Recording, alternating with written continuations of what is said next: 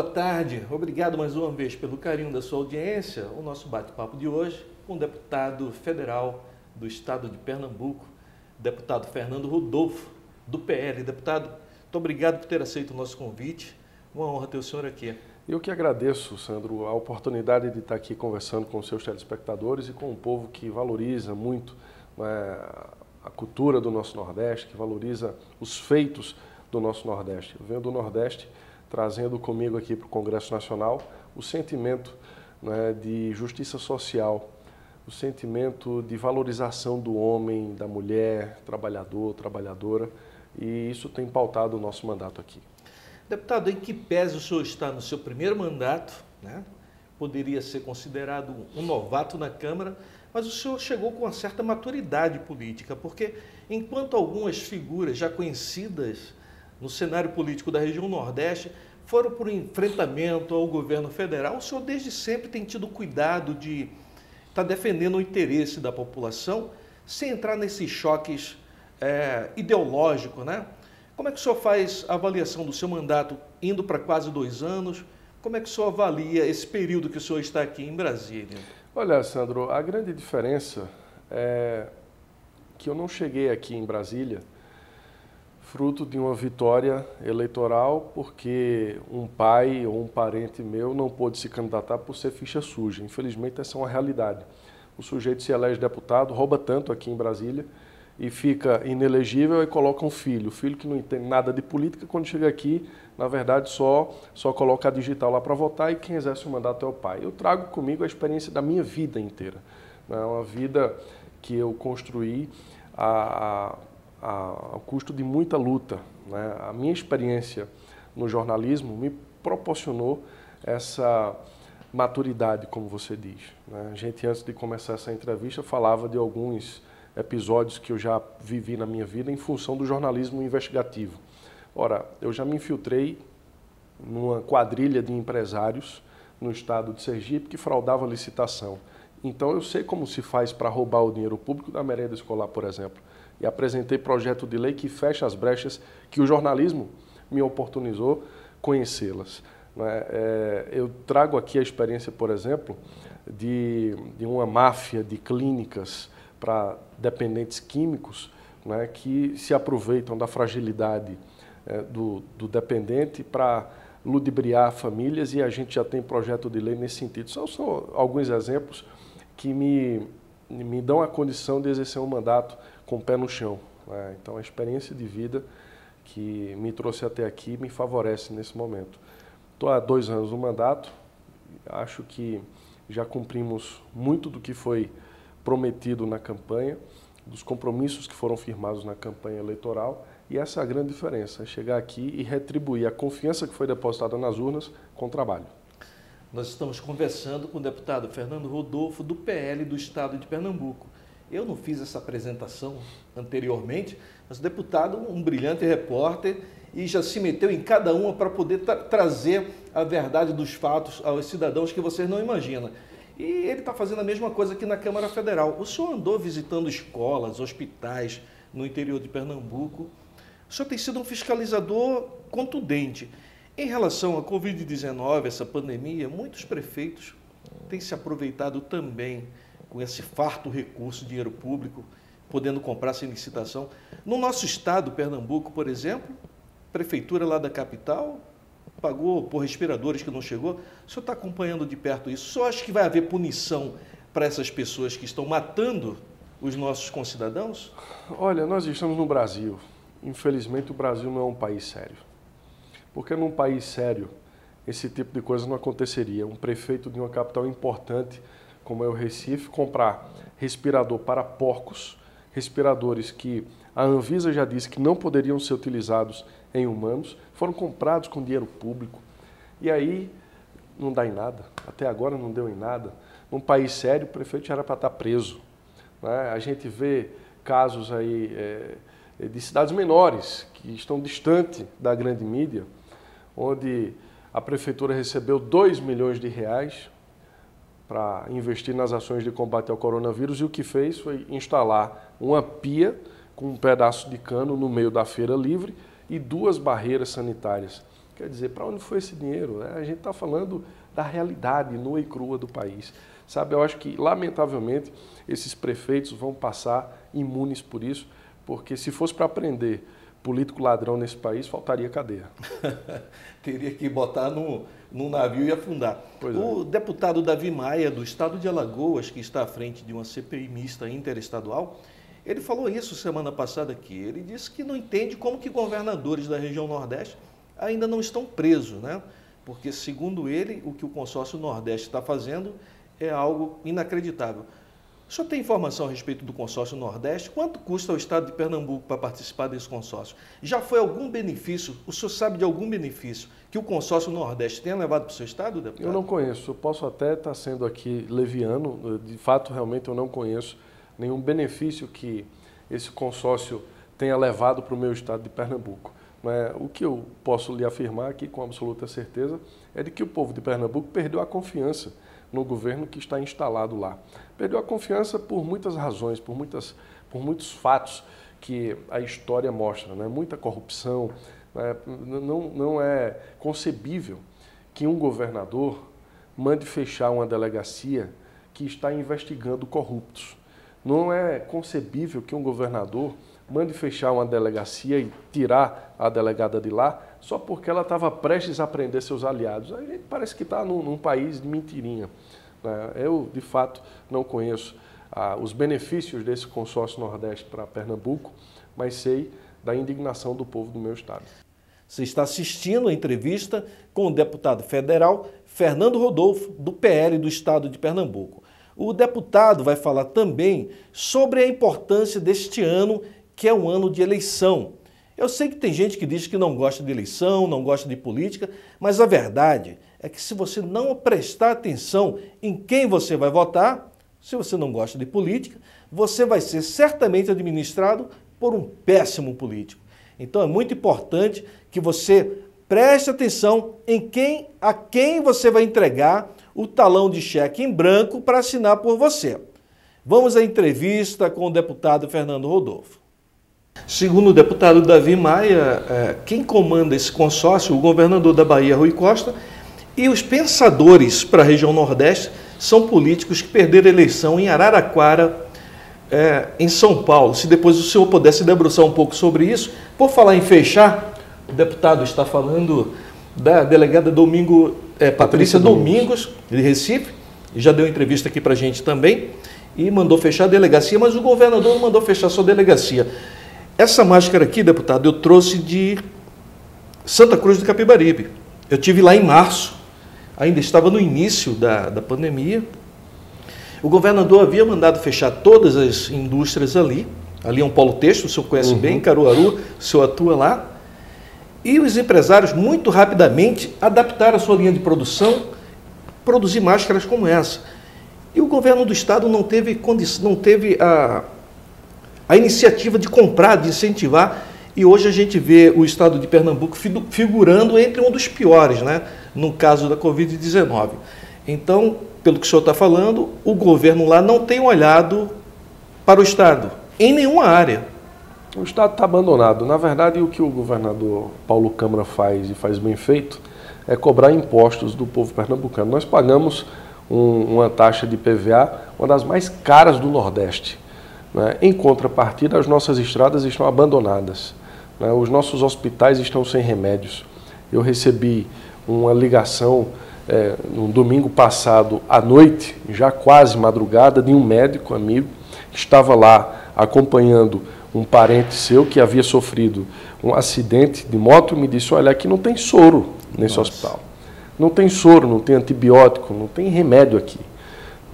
Está sem governo. Pernambuco está sem governo. E por falar em estrada abandonada, o senhor está brigando lá para voltar a 232 para o governo federal. Nós estamos lá nessa luta porque a BR-232, no trecho que vai do Recife até Caruaru, que é o principal eixo rodoviário do estado, está abandonada. Ela hoje está sob a gestão do governo do estado desde 2002 e esse convênio vai até 2027. Então é um convênio de delegação que tem um prazo aí de 25 anos. Acontece que a rodovia está enfrentando uma situação realmente de abandono. Então nós fomos às ruas tentar sensibilizar a população para que a gente pudesse criar um movimento e dar força a esse movimento para chegar até o ministro Tarcísio e dizer, olha, o povo de Pernambuco cansou de trafegar por essa rodovia que está abandonada. O número de acidentes lá em cima passam 48 mil carros por dia, 48 mil veículos por dia nesse trecho. E aí a gente entrou com a ação popular na Justiça, né? A princípio a Justiça não nos deu a liminar que foi pedida, a ação está seguindo, mas o que importa é que o resultado efetivo aconteça, seja do governo do Estado, que já provou que não vai fazer, seja do governo federal. Como é que o senhor avalia a relação do governo federal em relação ao seu estado, Pernambuco? Se puder abrir um pouco mais, eu vi que o senhor esteve na inauguração da obra do Rio São Francisco. Aliás, o senhor foi um dos poucos parlamentares daquela região que teve uma obra tão importante como essa. Como é que o senhor vê a relação do governo federal para a nossa região Nordeste? Olha, o governo federal tem feito o que pode pelo Nordeste, né? O presidente Bolsonaro não deixou parar grandes obras. Essa obra que você se referiu aí, foram as comportas, ele foi lá abrir as comportas da transposição, de uma etapa da transposição do Rio São Francisco, já no Ceará, divisa ali com Pernambuco. Você sabe que ao longo dos últimos anos, durante os governos petistas, a transposição do Rio São Francisco foi alvo de páginas policiais, né? Corrupção, muito dinheiro sendo jogado na lata do lixo e a obra praticamente parada. Agora, no governo Bolsonaro, a gente vê em pouco tempo ele fazendo sem corrupção, sem desviar R$1 sequer do dinheiro público, o que não foi feito nos governos do PT. Então, eu não posso dizer que o governo está dando as costas para o Nordeste. O governo do presidente Jair Bolsonaro está investindo agora 900 milhões de reais para concluir, por exemplo, a adutora do Agreste. A adutora do Agreste, que vai levar água para vários municípios do estado de Pernambuco, que até hoje sofrem com a questão do abastecimento. Os governantes vão ter que baixar a guarda, vão ter que reabrir, colocar suas cidades para funcionar. Como é que o Ministério da Economia, me parece, tem feito um esforço grande para que o país não saísse tão ruim, né, dessa crise. Como é que o senhor enxerga isso? Olha, tudo que o governo poderia fazer, o governo federal poderia fazer, foi feito. O Congresso Nacional foi parceiro, foi aliado do governo nesse momento. Nós aprovamos, por exemplo, a lei que criou o auxílio emergencial. Inclusive agora, né, o presidente já demonstrou sua intenção de prorrogar esse auxílio até o final do ano, porque isso estava previsto na lei que nós aprovamos. Foi feito o auxílio para empresários, né, para evitar a quebradeira das empresas aí com o fechamento do comércio. Nós conseguimos aprovar auxílio para estados e municípios. O que chegou de dinheiro nesses pequenos municípios aí não é brincadeira. Então o governo fez a sua parte para manter a coisa em funcionamento, para não prejudicar a vida financeira dos pequenos municípios. Porque você sabe que tem prefeituras lá na nossa região que sobrevive apenas do que chega do governo federal. Verdade. Não é? E a arrecadação caindo, evidentemente, o FPM também cai.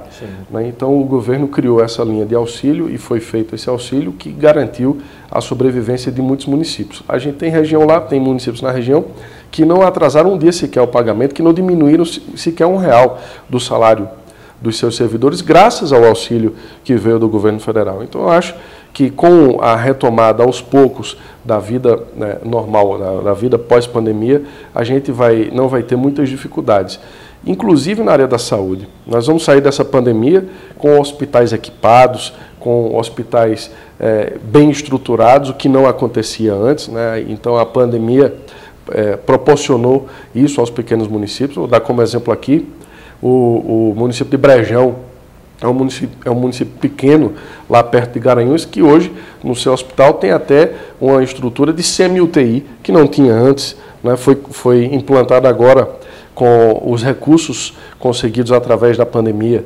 Então, quando a pandemia passar, o hospital vai ficar, né? Então, a população daquele município vai ter um equipamento mais estruturado do que tinha antes da pandemia. E se você for colocar isso, espalhar essa realidade pelo resto do mapa, você vai ver que a saúde vai sair bem melhor do que entrou.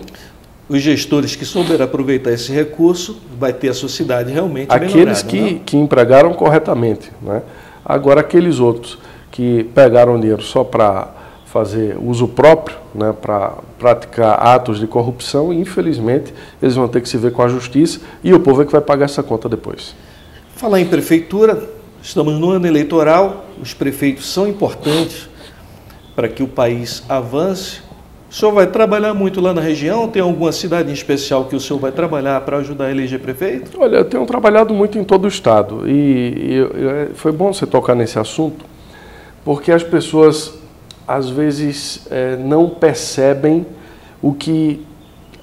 a importância desse momento eleitoral para a vida de todo cidadão. Veja bem, eu ouvi falar muito dizendo, não é hora de falar em política, não é hora de falar em eleição, é hora de salvar vidas. Ok, concordo. Mas nós temos aí muitos prefeitos em fim de mandato. E o povo vai às urnas escolher quem vai governar os seus municípios a partir de 1º de janeiro do próximo ano. Como é que nós não vamos falar em política? Se em janeiro do próximo ano, quando os novos prefeitos assumirem, quando os novos vereadores assumirem, nós ainda estaremos saindo dessa pandemia. Ou seja, é importante e é fundamental que a população analise muito bem, muito mais do que em outras eleições, é muito mais importante hoje refletir, saber quem você vai votar para prefeito, porque você vai eleger alguém, né, que vai assumir o seu município em plena pandemia, numa crise de saúde. Quem é que tem preparo para isso? Será que aquele laranja, né, do prefeito que está saindo, que já roubou tanto, tem preparo para isso?